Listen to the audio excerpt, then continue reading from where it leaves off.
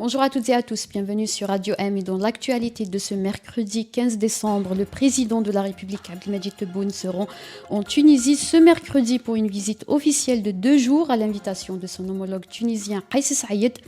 L'Algérie a accordé un crédit de 300 millions de dollars à la Tunisie.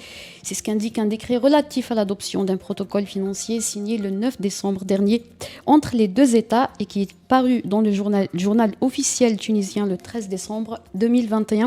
Aucune information n'a été divulguée par les autorités algériennes à ce sujet.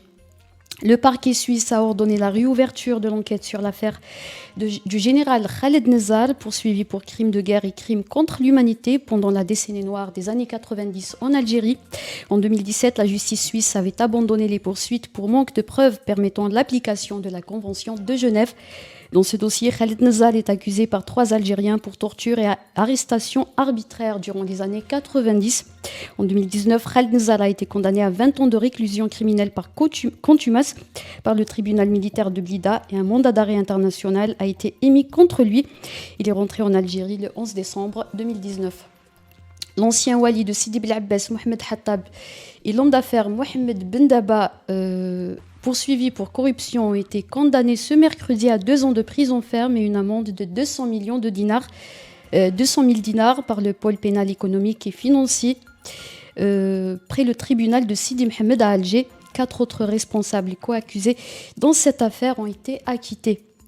En Libye, le président du Haut Conseil d'État Khaled El-Mashri a indiqué que les raisons du blocage du processus électoral étaient les lois promulguées par la présidence de la Chambre des représentants et le Conseil supérieur de la magistrature qui ont publié des règlements en violation de la législation régissant les travaux du Conseil.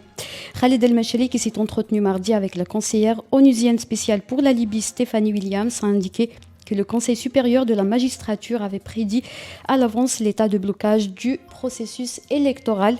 Il a noté que la solution est de trouver une base constitutionnelle et un consensus sur les lois électorales. L'Algérie affronte le Qatar ce mercredi à 20h en demi-finale de la Coupe arabe de la FIFA 2021 qui se déroule actuellement au Qatar. Le sélectionneur espagnol de l'équipe qatarienne Félix Sanchez Bassa a estimé que le match face à l'Algérie sera difficile pour les deux équipes, avant d'ajouter que le Qatar sera devant une occasion d'affronter une équipe d'Afrique du Nord qui est en constante progression. C'est la fin de ce flash. Merci de nous avoir suivis.